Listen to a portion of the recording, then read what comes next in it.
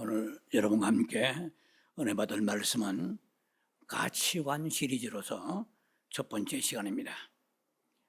메인 타이틀은 그리스도 안에 참된 가치관이라는 제목이 되겠고요.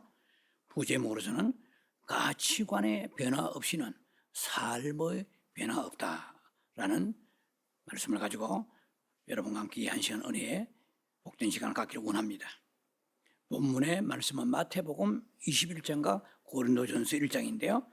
먼저 제가 여러분을 대신에 봉독에 올려드리겠습니다. 마태복음의 21장 42절입니다. 예수께서 이르시되 너희가 성경에 건축자들이 버린 돌이 모퉁이의 머릿돌이 되었나니 이것은 주로 말미암아 된 것이요 우리 눈에 기이하도다 함을 읽어본 일이 없느냐.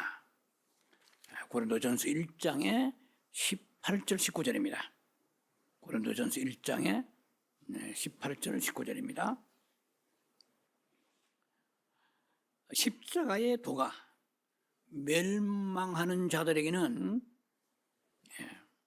미련한 것이요 구원을 받는 우리에게는 하나님의 능력이라. 19절입니다. 기록된 바 내가 지혜에 있는 자들의 지혜를 멸하고 총명한 자들의 총명을 폐하리라 하였으니,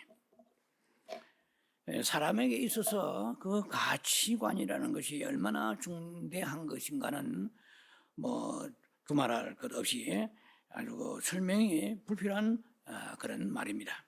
왜냐하면 가치관의 변화가 있어야 우리 신앙인들은 신앙관이 변화되고 또 신앙관이 변화되어야 삶의 변화가 있게 되는 것입니다. 왜 우리가 삶이 변화가 일어나지 않느냐 하면 가치관에 구멍이 뚫렸기 때문에 그렇습니다. 그래서 이 가치관이라는 것은 다 아는 그런 단어입니다만은 어떤 사물이나 대상에 대해서 가치의 측정을 말하는 것이 가치관입니다. 자, 그러면은 가치관의 변화 없이는 우리 삶의 변화도 없고 신앙도 변하지 않는다는 것입니다. 첫 번째 단락에 바로 들어가면 가치관의 변화는 우선순위의 변화다라는 말씀을 제목을 가지고 첫째 단락에 들어가겠습니다. 신약성경 마태복음 23장에 17절로 19절을 보면은 이렇게 기록이 되어 있습니다. 어리석은 맹인들이여 어느 것이 크냐? 금이냐? 금을 거룩히 하는 성전이냐? 또 마태복음 23장 19절에 맹인들이여 어느 것이 크냐? 예물이냐? 그 예물을 거룩히 하는 제단이냐? 자, 사람들은 우선순위에 대해서 혼란을 겪고 있습니다. 아마 오늘날도 이런 사람들이 많을 거예요. 목회자를 비롯해 성도들이 금으로 건축된 그 성전 미석을 자랑하고 그것을 아주 그야말로 가치 있게 생각하는 사람들이 있을 것입니다. 그런가 하면 그 제단에 대해서는 또 별로 경시하고 무가치하게 생각하면서 거기에 드리는 제물만 구약식으로 말하자면 소나 양이나 비둘기 같은 것이죠. 이 제물에만 또 신경을 써서 중대히 여기는 경우도 있을 것입니다. 자, 어느 것이라도 우리가 중요한 것이 뭐냐면은 어디에다가 역점을 두고 우선순위를 정하느냐는 것입니다. 그래서 구약적인 측면에서 오늘날 성전을 본다면 사도 바울이 얘기하는 거는 상치되는 결과가 오게 되는 것이죠. 사도 바울은 구약의 성전의 개념을 아주 혁신적으로 갈파했습니다. 고린도전서 3장과 6장에 보면 너희 몸이 성전이라고 그랬어요. 그래서 우리가 아무리 아름다운 그 성전 미석을 자랑하는 고색 창연한 성전에서 예배 드리더라도 그 속에서 예배 드리는 구성원들, 그 사람들이 어떠한 사람이냐가 중요한 것이란 말이에요. 그래서 우리 몸이 성전이에요. 구약의 성전은 예를 들면은 성막이라 할 경우에는 지성소가 있죠. 성소가 있고 뜰이 있단 말이야. 신약적인 측면에서 우리 몸이 성전의 그 뜰이라면 우리의 혼은 성소가 되고 우리 영이 지성소가 되는 거야. 그럼 지성소라는 것은 아시다시피 이미 이런 설교를 제가 옛날에 많이 시리즈를 했습니다만은 지성소는 하나님을 만나는 곳이에요. The most holy place예요.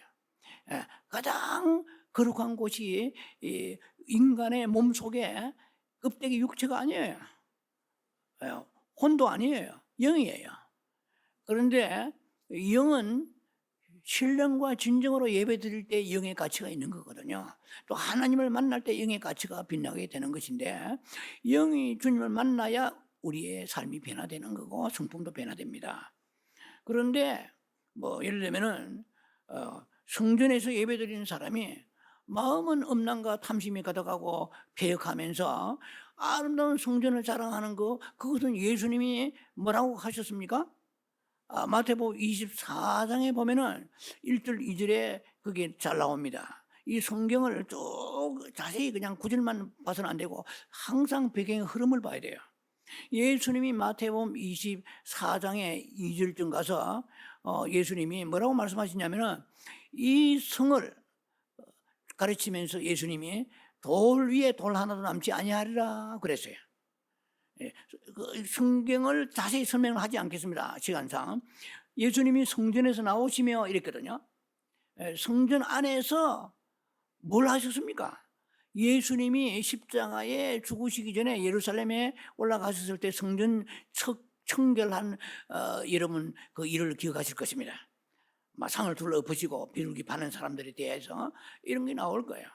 그래서 그 성전에서 예수님이 여러 가지 메시지를 강하게 전가하셨는데 그 뭐 다 일일이 열거할 수 없습니다. 마태복음 21장부터 23장 사이에 잘 나와 있어요. 거기에 보면 혼인잔치 비유가 또 나와 있고 뭐 세금에 대한 거, 또 부활에 관한 거, 혹은 첫째 계명에 관한 거, 그리고 7가지 화에 대한 말씀이 나옵니다. 마태복음 23장에 나와요. 그러니 화 있을진저 이 바리새인들아 독사의 새끼들아 하는 무슨 준엄한 질책의 말씀이 어디서 나오시냐 하면은 성전에서 그런 말씀이 다 나와요. 그런데 오늘 제가 방금 소개해드렸던 마태복음 23장 17절하고 19절은 성전에서 나오시기 전에 거기에서 예수님이 강한 서기관과 바리새인들에 대한 책망의 말씀이 나온 것 중에 하나가 이 소경된 자들아, 맹인된 자들아, 이런 말씀이 나와요. 그래서 너희가 우선순위를 구별하지 못하는구나. 그들이 얘기하던 헤롯의 성전을 소중히 여겼고 예수님의 제자들마저도 예수님이 성전에 이제 나오셨어요. 이런 말씀을 막 증거하시고 나오시는데 잘 못 알아들은 것 같아요, 제자들이. 예수님에게 성전을 가르치면서 마태복음 24장 2절에 1절 2절입니다. 이 성전을 보소서 이 말이야. 아주 얼마나 자랑스럽고 엄청난 그런 금이나 막 보석으로 이 성전에 이 건축 자재가 들어간 거야. 고색상연하죠. 그리고 예수님이 그걸 보시고 돌 하나도 돌 위에 남지 아니하리라, 다 무너뜨려지리라 이렇게 돼요. 제자들이 볼 때 아연실세가지고 이게 무슨 말씀인가 감을 못 잡았죠.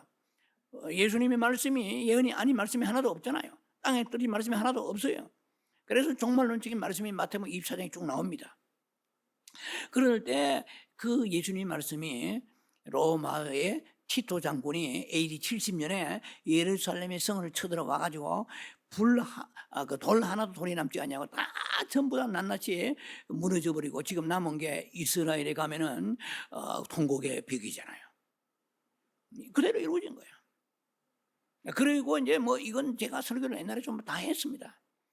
그러니까 제자들이 또 엉뚱한 질문을 하는 거예요. 그건 그렇고 이제 이 예수님이 이 마지막 때에 어떤 일이 일어나겠고 무슨 징조가 있겠습니까? 마태복음 24장에 쭉 3절 이하에 쭉 보면 제가 중요하기 때문에 그냥 나온 김에 언급하고 지나갑니다. 그러니까 마지막 때 우리의 관심은 어떤 징크서, 어떤 뭐 일들이 일어나겠습니까? 징조가 무엇입니까? 뭐 그리스도가 나타나면 어떻습니까? 이런 데 관심이 있는데 예수님이 딱 하신 한 말씀을 여러분 기억하시기 바랍니다. 옛날에 제가 설교했어요. 뭐냐? 너희가 사람의 미혹을 조심하라 그랬어요. 지금도 유튜브 보면은요, 거짓 선지자들이 날뜁니다. 이 성도들이 불쌍한 거예요. 이 말 들으면 이 말 옳은 것 같고 저 말 들으면 저 말 옳은 것 같고 정신을 못 차려요. 설왕설래합니다. 마태복음 24장 11절에 거짓 선지자가 마지막 때 많이 출몰하니 거짓 선지자를 미혹을 조심하라고 그랬어요. 템테이션이요. 그들이 미혹시키는 거예요.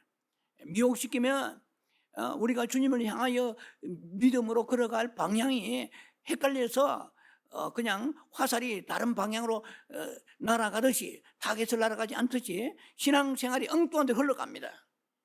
정말 저도 목회자 한 사람이지만은요, 말씀을 모든 그 목숨을 걸고 말씀을 준비해야 돼요. 기도하고. 이게 잘못 증거하면 성도들이, 아니 목사보다 똑똑한 성도가 있겠습니까? 그러니까 뭐 신학을 다 했죠. 그래도 목사고 성경도 많이 읽고 기도도 많이 할 거 아니에요? 그러니까 목사들의 설교를 그대로 듣고 그대로 입력해서 그 신앙의 보존을 그렇게 맞춰 가려고 하는데, 성경적인 메시지가 아주 희석이 되어 가고 있는, 아주 그야말로 고갈되어 가는 시대에 우리가 놓여 있어요. 정말 강단을 지키는 주의 종들이 모든 파퓰리즘이라도 이런 걸 다 떠나가지고 생명의 말씀을 증거하기에 목숨을 걸어야 됩니다. 그래서 성도들이 주님을 바라보고 그날에 실족지 아니하고 상을 받게 되고, 잘했다 충성된 종아, 주님께서는 그렇게 칭찬하시고 상을 내려주실 텐데, 자칫하면 성전 미숙에 우리 교회 하나님이 얼마나 사랑하십니까? 이 성전 보세요. 이게 뭐 수백만 달러 나가고 수천만 달러, 그런 교회가 너무 많습니다. 주님이 보실 때에 이사야 66장에 나온 김에 제가 말씀드리는 거예요. 이 마지막 시대에 영의 분별과 우선순위, 가치관에, 성전의 가치관, 예배의 가치관을 분별하지 못하면 이런 꼴이 나는 거예요. 이사야 66장에 이 1절 2절 쭉 보면은 나와 있습니다. 주님이 이렇게 말씀합니다. 이사야 구약이죠. 나의 그 하늘은 나의 그야말로 성소라고 그러죠. 하늘은 나의 뭐라고 했냐, 보좌라고 그러죠. 하늘은 나의 보좌, 땅은 나의 발판이니, 나의 발판이니, 너희가 나를 위하여 무슨 집을 지을고 내가 안식할 때가 어디에 있느냐. 이사야 66장입니다. 이사야 잘 기억하시기 바랍니다. 그리고 주님 말씀하십니다. 마음이 가난하고 마음이 가난하고, 심통, 심령이 애통하고, 그리고 말떠, 나의 말에 뜨는 자가 누구냐? 그런 사람을 내가 권고하리라. 성경에 따라 다릅니다만 내가 돌아보리라, 내가 함께하리라, 내가 그를 지켜주리라, 내가 그를 인도하리라. 누구요? 오늘날 교회, 한국 교회 중에서 특히 세계 10대 교회가 중에서 5대 교회 5개가 한국에 있다고 저는 알고 있습니다.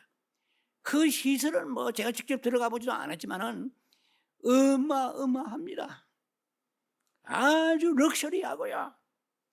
그야말로 뭐 말할 수 없이 그 분위기가 아주 굉장하게 사람들이 좋아하는 분위기로, 최상의 분위기로 그렇게 만들어 놨습니다. 뭐 그걸 제가 나쁘다는 건 아니지만은 그곳에 예배 드린다고 해서 하나님께서 특별히 그 심령이 상한 사람의 마음이 가난 사람입니까? 아니에요. 성경에서 보면 마음이 가난한 사람이 돼야 돼. 그래서 세상의 것이 내 탐욕으로 들어와 있고 세상 것이 하나님보다 더 즐겁고 기쁘고 행복하면은 그것은 마음이 가난한 사람이 아니잖아요. 심령이 가난한 사람이 복이 있나니. 여러분 잘 아시잖아요. 그걸 천국이 저의 것임이라고 그랬거든요. 심령이 가난하지 않고 세상 것이 들어와 있는 사람이 예배 드리고 앉아서 그 성전 미숙에 아무 의미 없습니다. 자, 이런 얘기 하려고 그러면 한도 끝도 없어요. 이 마지막 시대에 이 유튜브의 성도들도 이 메시지를 듣는 사람들 가운데서 생각해야 됩니다. 좋은 그런 안락한 예배 공간에 예배 드리는 거 나쁜 게 아닙니다. 축복이라고 생각할 수 있습니다. 그러나 착각하지 마셔야 됩니다. 왜냐하면 너희 심령이 가난하냐?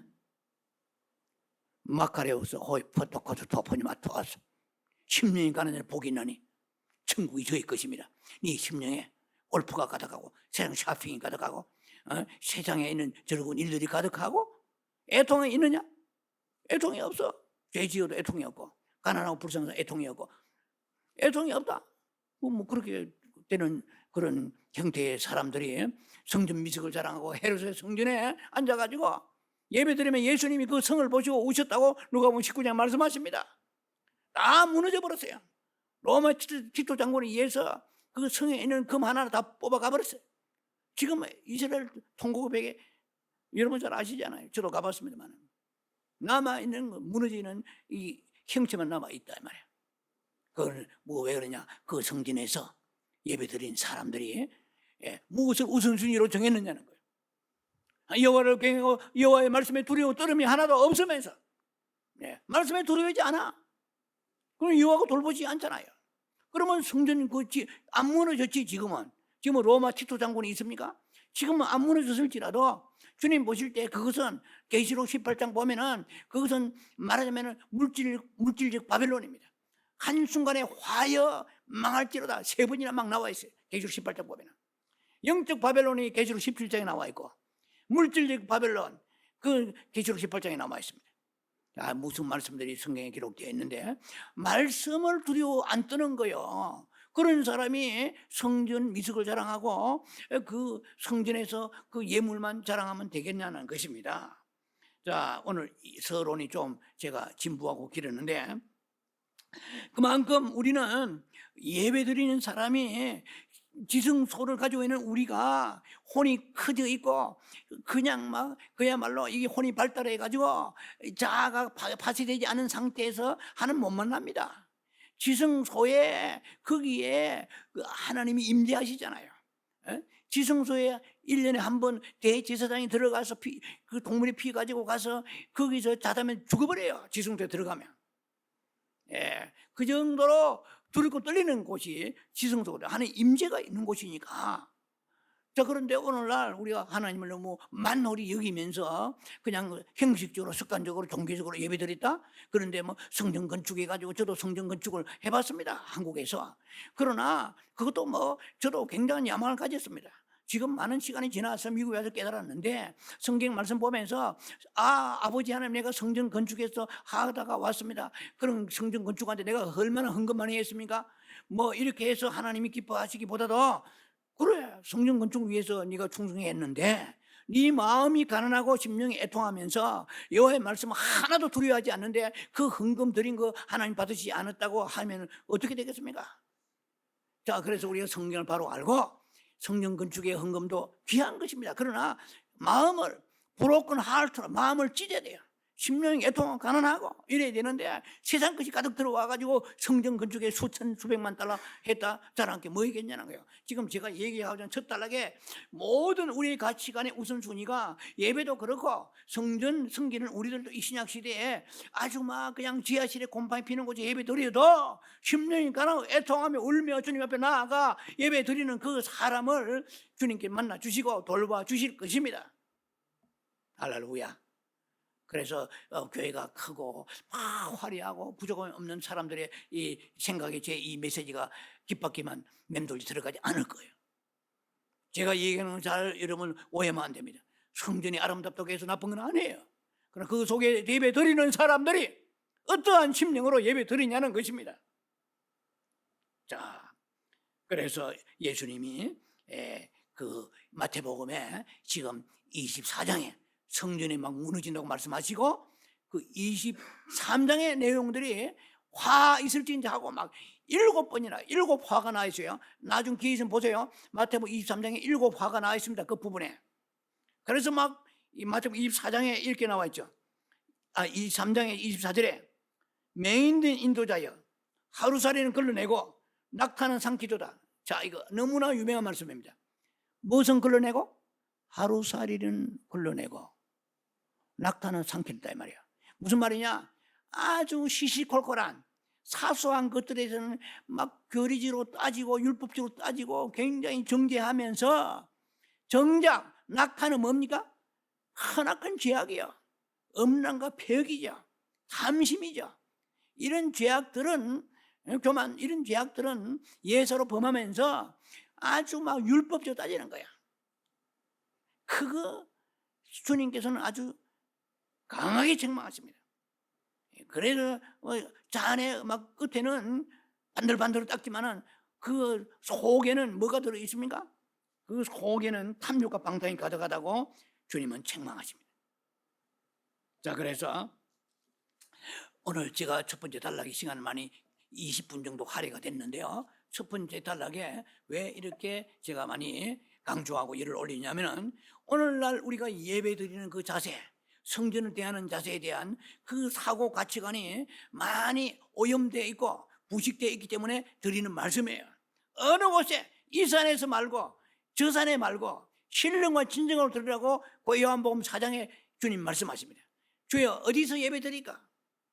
예, 여러분 잘 아시잖아요. 사마리 여인이 이 산에서 드릴까 저 산에 드릴까? 그런데 예수님은 이 산에 저 산이 아니고 신령과 진정으로 드리라. 스피릿 앤드 트루스, 신령과 진정으로 예배 드리라고 말씀했습니다. 자, 그래서 이런 가치관이 형성되고 예배 드린 사람들은 애통하는 마음을 가지고 가난한 심령을 가지고 주님 앞에 나아가서 말씀에 오늘 주의 말씀을 내가 두렵고 떨림으로 지키겠나이다. 이런 말씀을 우리가 붙잡고 주님 앞에 예배드리고 성전을 대하여 될 것입니다. 그래서 우리가 가치관이 변하면은요, 우리가 삶이 변화가 되는 것입니다. 우리가 가치관이 변하면은 벌써 내 인생관이 변화되잖아요. 인생관만 변합니까? 물질관은 변합니다. 뭐 물질 나를 위해 썼잖아요. 그러나 이제 이렇게 우리가 어떤 주님에 대한 가치관이, 신앙의 가치관이 정립되고 변화되면은 인생관, 사생관, 지옥 천국관, 뭐 행복관, 이성관, 뭐 관이라고 하는 관은 다 변합니다. 그래서 그것이 변할 때 신앙이 변화되고 삶이 변화되는 것이죠. 자, 그래서 우리가 삶의 가치관의 변화, shift of value라고 하죠. change of values. 가치관의 변화가 있어야 신앙관의 변화가 있고 삶의 변화가 나타나는 것을 꼭 여러분들이 기억하시기 바랍니다.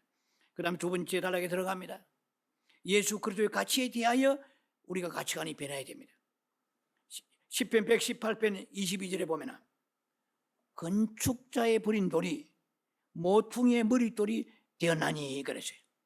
이 건축자는 누구를 말합니까? 이게 유대인들을 말한 거예요. 유대 지도자들, 소위 말하면 종교 지도자들이죠. 바리새인, 사두개인 이런 사람들입니다. 율법주의자들이죠. 이 사람들이 예수님을 내팽개쳤습니다. 건축자가 쓸모없는 돌멩이 집어 발로 차버리고 어디다 버리듯이 예수님은 그 산돌이신 구원의 돌이신데 그들이 볼 때는 아주 쓸모없는 돌멩이처럼 채석장에 굴러다니는 돌멩이처럼 취급해서 버렸습니다. 그래 그 돌멩이를 그 버린 돌이 건축자들이 유대인이라고 그랬잖아요. 바리새인들이죠. 근데 우리들에게는 그것이 그 버린 돌이 구원의 산돌이 되었습니다. 거기에 베드로 전서의 2장에 나와 있습니다. 보배로운 산돌이 되었어요. 우리는 구원의 반석이 된 것입니다. 그 예수님이 우리들에게 구원의 은총을 입혀 주신 분이 된 것입니다. 자, 그래서 우리가 이렇게 예수님에 대해서 예수를 믿으면서 예수님의 소중함에 대해서 다시 한번 깊이 묵상하며 생각하게 됩니다. 입으로만 말로만 떠들 것이 아니고 실제로 우리 삶 속에서 예수님이 너무 소중한 거예요. 찬송가 94장 잘 아실 거예요. 주 예수보다 귀한 것이 없네. 주 예수보다 귀한 것이 없네. 나의 부요와 명예와 행복 바꿀 수 없네. 찬송가 94장 잘 아실 거예요. 그리고 이 세상 즐거움, 세상의 자랑 다 버렸네. 버리셨습니까? 세상 즐거움 버리셨습니까? 다 버렸다고 찬송가 94장은 말합니다. 왜? 예수보다 더 귀한 것이 없기 때문에. 심지어 마태복음 10장 36절 전후에도 보면은 그 나와 있죠. 너희가 너희의 부모와 형제를 나보다 더 사랑하면 그것은 합당치 않다. Is not worthy of me. 그는 내게 합당치 않은 가치도 별로 없다는 것입니다. 그래서 우선순위가 가치관을 결정하는 거예요. 내 자녀, 남편, 가족 얼마나 중요합니까? 세상에서. 그지만은 예수님을 능가해서는 주님이 이전한 월드 어범이 그것은 내게 무가치하다고 합당치 않다고 말씀하십니다. 예, 그래서 예수님의 가치에 대해서 그냥 예수 믿고 구원받았다 이렇게 생각하는 사람은 절대로 삶의 변화가 없습니다. 신앙간의 변화가 일어나지 않는다는 것입니다. 그래서 이제는 예수님의 그 가치에 대해서 다시 한번 우리가 이 가치관의 메시지를 들으면서 정립하시는 시간 되기 바랍니다. 그래서 저는요, 여러분은 어떤지 모르지만 저는 개인적으로 가끔씩 레마를 새벽 기도할 때 받습니다. 그냥 레마가 강하게 받을 때가 있어요. 그것은 아주 강하게 받으면 내 인생의 좌우명이 되어버립니다. 특히 제가 시편 63편의 13절의 말씀, 63절에 죄송합니다. 시편 63편 3, 4절의 말씀입니다. 예, 이것은 주 예수보다 귀한 것이 없네나 같은 그 흐름의 말씀입니다. 강하게 이 말씀을 아주 수개월 전에 이 말씀을 강하게 주셨어요. 이 말 레마로 주셨는데요. 이렇게 내용은 이렇습니다. 주의 인자심이 내 생명 모두 나음으로 내 입술이 주를 찬송하리이다. 야, 이 굉장한 말씀이에요. 여러분들이 그 레마가 안 오면요 로고스로 끝나는 거예요. 그래서 성경에 레마가 되게 해달라고 기도를 많이 해야 돼요. 그래서 40년 목회 속에 성경을 나름대로 읽었지만 다 레마가 되는 거 아니에요. 로고스로 남아있는 너무 많아요. 근데 그 레마의 말씀이 나의 신앙관을 완전히 뒤집어 놓고 바꾸는 것입니다. 주의 생명이 Your love is better than my life. My lips will glorify you. 내 입술이 주를 glorify you. 당신의 glorify to the Lord. 주를 찬양할 것이라. 내가 그냥 찬양하는 것이고 As long as I live I will praise to the Lord. I will praise God. 내가 평생에 all my life 내 평생에 죽을 때까지 눈 감을 때까지 내가 할 일은 주께 감사하고 찬양하는 것입니다. 저는 개인적으로 받은 거예요. 그거보다 더 큰 제가 보물 받은 게 없어요. 그래서 아침마다 새벽마다 일어나면 제가 이 고백을 합니다. 왜? 주님께 내게 주신 레마이기 때문에. 이것은 내 생명이 여러분 생명이 얼마나 중요해요. 여러분 생명보다 중요한 게 있습니까? 이 세상에 자기 생명보다 중요한 게 있습니까? 그러나 주님은 Your love is better than my life. Your love is better than my life. Because your love is better than my life. My lips will glorify you. Glorify to the Lord. 내가 너무나 소중한 내 생명인 줄 알았는데 No. 당신의 인자심이 더 내 생명보다 소중합니다. 나는 그걸 내 생명을 붙드는 게 아니고 당신의 인자심을 붙들겠나이다. 나는 영원히 찬송하고 In your name 당신의 이름으로 말미암아 I will praise to the Lord. I will lift up my hand. 내가 손을 들리라. 당신의 이름으로 말미암아 당신의 인자하신 이름으로 말미암아 내 손을 들겠나이다. 내 손을 드는 것을 내 신앙 고백이니 주께서 받아주시고 연락하여 주옵소서. 저는 매일 고백합니다. 아침에 눈 뜨면 새벽에 눈 뜨면 그 고백을 시작하면서 하루를 시작합니다. 주여 내게 인자함 베푸소서. 내 생명이 어떻게 된다 할지라도 먼저 중요한 것은 당신의 인자심입니다. 헤세드입니다. 당신의 인자심입니다. 당신의 놀라우신 그 인자심을 나는 찬양하고 감사하며 내 죽을 때까지 눈을 감고 꼴깍 솜이 넘어가는 그 순간까지 I will praise to the Lord. As long as I live all my life. 내 평생의 주를 찬송하다 가겠나이다. 저는요, 이 말씀을 확신을 가지고 똑같이 있습니다. 이 말씀에 대해서 저는 생명을 걸었습니다. 제 삶을 걸었습니다. 제 신앙을 걸었습니다. 왜 그러냐? 그래야 내 삶이 변화되고 내가 바라보는 것이 관점이 달라지게 되는 것입니다. 그래서 고린도후서의 4장 7절 말씀 보면은요, 우리가 이 보배를 질그릇에 가졌나니 그랬어요. 이 보배가 예수님이잖아요. 예수님보다 더 귀한 보배가 이 세상에 많이 있는 것 같지만은 그런 신앙관이 잘못되면 그렇게 되는 것입니다. 제가 볼 때는 그거는 좀 처량하고 불쌍하다고 생각합니다. 그 어떤 목회자든 신학자든 성도들 간에 제 마음속에, 우리들 마음속에 이 보배를 예수님이 나의 세상보다 어떤 것보다 큰 보배고 아름답고 귀한 것입니다. 이 보배를 질그릇까지, 우리의 이 보배를 질그릇에 가져야 돼요. We have this treasure in a pottery. 이거 우리 earthenware, pottery. 이 보배를 우리의 이 약간 조그마하면 감기 걸리고 몸살 걸리고 뭐 얼마나 힘들어요. 조그마하면 끙끙 앓고 이 약한 보배, 이 약한 몸이지만은 예수님 보배를 지를 가지니 능력의 힘이 금이 내게 있는 것이 아니요 하나님께 있음이로다. 사방에 우기섬을 당하여도 쌓이지 아니하고, 답답한 일을 당하여도 낙심하지 아니하고. 답답한 일을 당하면 이 김 목사도 낙심합니다. 그러나 내가 일어설 수 있는 것은 내 안에 보배가 계십니다. 능력이 힘이 크신 분이 내 안에 계십니다. 나에게 문제 해결보다도 평안을 주옵소서. 나에게 하나님이 함께 하심을 나에게 레모로 내려 주시옵소서. 제가 기도하는 그 중에 하나가 항상 내 영을 만져 주옵소서. 내 영에 주님의 평강이 임하게 하소서. 내 영이 지성소인데 그 지성소에 주님이 임재하소서. 그러면은 나는 다 된 것입니다. 뭐 문제, 환경 그것은 떠나서 내가 주님을 만날 때에 빌립보 4장 6절의 말씀이 이루어지는 것입니다. 그리스도 안에서 우리의 영혼을 평강을 주신다고 말씀하셨습니다.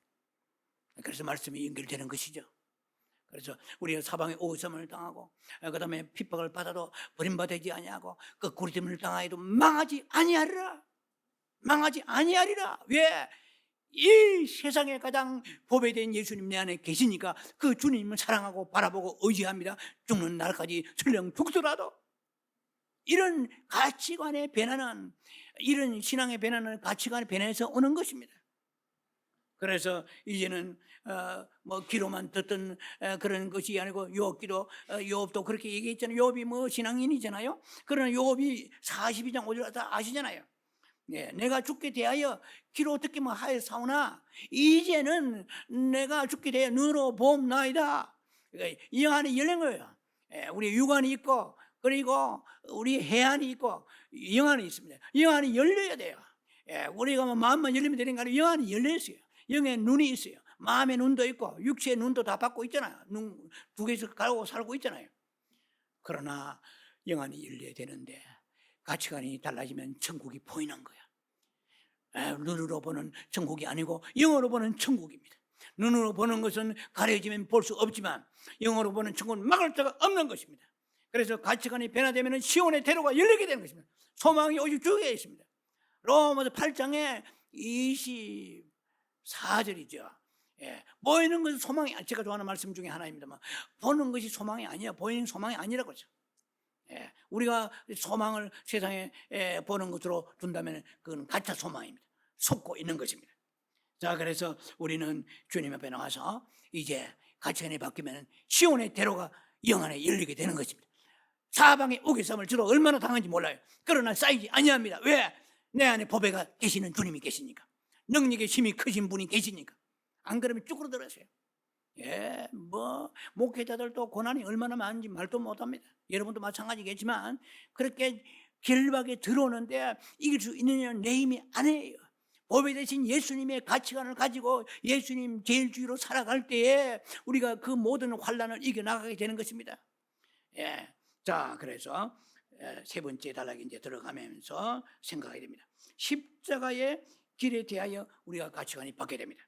고린도전서 1장 18절에 십자가의 도가 멸망하는 자들에게는 미련한 것이요. 예수 안 믿는 사람들한테는 믿는 자들이 보면 우스운 거야. 흥금 갖다 바치고 아까운 시간 뭐 휴가도 어디에 바캉스도 가지 못하고 뭐 예수 믿는다고 저 봐봐 저렇게 쫄개들이 말이야 교회 다닌다고 이렇게 깡충거리고 돼 있는데 이렇게 얼마나 깔보는지 몰라요. 자, 미련하게 보입니다. 그러나 구원 얻은 우리에게는 능력이요 소망입니다. 자, 그래서 멸망한 자들에게는요, 이 십자가 하면은 그들이 뭐 아주 그냥 뭐 구태스럽다 할까요? 뭐 그건 십자가에 대해서 그들은 그 아무 저주의 상징이잖아요. 미련하게 보입니다. 그러나 우리에게는 십자가는 구원의 상징처럼 너무나 사랑스럽고 귀하고 존중스러운 것입니다. 여러분 책상에 십자가 하나씩 서 있습니까? 예, 십자가 그 바라보면서 십자가 나무 십자가 바라보면서 주님을 생각하시기 바랍니다. 예, 우리는 세상에 있는 다른 많은 인형 물품 갖다 놓지 말고 차라리 십자가 세우세요. 십자가 나무 십자가에 그 다리 주님을 생각하시고 자기 십자가 지고, 그리고 주님이 허락하신 십자가를 세 가지라 말씀드렸잖아요. 자기 십자가, 예수님의 갈보리 십자가, 하나님 허락하신 십자가. 허락하신 십자가는 고난으로 나타납니다. 어쩌든 우리가 십자가를 통과하지 않고 구원받을 수도 없고, 십자가를 우리가 의지하지 않고 이 삶에서 승리할 수가 없는 것입니다. 그래서 주님이 믿기 전에는 십자가 그런 거 무가치하죠. 관심도 없죠. 콧방귀도 안 뀌잖아요. 그러나 이제는 우리는 십자가를 볼 때에 너무나 사랑스럽고 또 눈물 흘릴 수 있습니다. 예, 십자가만 생각하면 눈물 납니다. 주님의 사랑과 희생, 무엇으로 그 비교할 수 있겠습니까? 대치할 수 있겠습니까? 자, 그래서 우리가 예수를 믿고 가치관이 변해야 되는데, 세 번째 단락에 십자가에 대한 가치관이 완전히 여러분의 핵심적으로 바뀌어가지고, 사도 바울은 고린도전서 2장 2절에 이렇게 말합니다. 예수 그리스도와 그의 십자가에 달리신 그에는 아무것도 알지 않기를 내가 작정하였노라. 우리는 너무나 많은 것을 알려고 덤비듭니다. 그런데 사도 바울은 십자가와 그가 달린 십자가, 그리고 못 박히신 그 외에는 아무것도 알지 않기를 원하노라. 저 유명한 갈라디아 6장 14절의 말씀 보면 나와 있습니다. 내게는 우리 주 예수 그리스도에는 자랑할 것이 없노라. 내가 그리스도 외에는, 그리스도의 십자가 외에는 결코 자랑할 것이 없으니 여러분 자랑할 것이 많습니까? 부끄러워하세요. 십자가는 자랑하지 아니하고 그냥 미모 자랑하고 건강 그다음에 물질 심지어 주택이나 자동차나 딸 자랑, 아들 자랑, 남편 자랑, 직업 자랑 뭘 자랑해요? 왜 지금 세계 프랑스입니까? 저는 보지도 않습니다만은 그냥 올림픽이 일어나 굉장하죠. 관심이 없는 사람 별로 없어요. 그런데 우리가 가치관이 변하면은 죄송하지만 관심이 별로 없어요. 그러면 메달 몇 개 뜯다 뭐해? 예를 들면 그들에게는 죄송한 말씀이지만 정말 국위 선양하기 위해서, 국위 선양은 뭐예요? 궁극적으로 우리가 아버지 나라의 가치관이 바닥에 떨어져 가지고 세상 가치관이 있으면 그게 목숨 거는 거예요. 예, 그래서 우리가 세상에 이 가치관이 혼란되어 있는 이유는 주님에 대한 신앙의 가치관, 십자가의 가치관, 이것이 한마디로 말하면 오도되고 이것이 전락되어 있기 때문에 그렇습니다. 오늘 우리가 신앙의 가치관을 다시 회복하여 삶의 변화가 나타나서 소망을 주님께 주면서 사방에 오기삼을 당하고 어떤 낙심이 오는 일이 내게 미치기로 흔들리지 아니하고 요동치 아니하는 주의 인자심이 내 생명보다 나으므로 Your love is better than my life. My lips will glorify you, glorify to the Lord. 내가 주를 찬양하면서 날마다 걸어가겠습니다. 주여 나를 돌아보아 주옵소서. 나와 함께 하소서. 내 영을 위로하여 주옵소서. 내 영의 소망을 주옵소서. 기도합니다. 자비하신 아버지 은혜를 감사합니다. 가치관의 변화가 나타나야 되겠습니다. 십자가에 대하여, 예수에 대하여 가치관의 변화가 내 삶의 변화고, 그리고 내 신앙관의 변화며, 아버지여 영원한 궁극적인 내 아버지의 축복에 그 나라까지 주님께서 예비하신 줄 믿사오니 가치관이 변화되는 아름다운 성도를 되게 하여 주옵소서. 예수님 이름으로 감사 축복 기도합니다. 아멘.